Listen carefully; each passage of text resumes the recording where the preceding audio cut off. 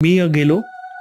आता मला हे माहीत नव्हतं की अमावस्या आणि पौर्णिमेच्या रात्री कधी या घाटावर जायचं ना, तिकडे अघोरी असतात 12च्या नंतर. आणि तो घाट असा लांब लचक आहे, सगळं back to back one after other आहे. तर मी मणिकर्णिका घाटला होतो. मी आधी गेलो राईटला तिकडे थोडं एक्सप्लोअर केलं की काय आहे. आणि तिकडे कसं आहे ना, घाटावरती जुने देऊळ वगैरे पण आहेत.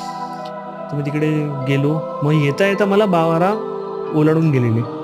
आता जे स्मशानचे जे स्थान आहेत ना, तिकडे हे अघोरी प्रत्येक प्रेताजवळ बसतात. जळत्या प्रेताजवळ त्यांचा तो अनुष्ठान असतो आणि ते अनुष्ठान वगैरे करत त्या प्रेतामधनं काय काय काढून खात असतात.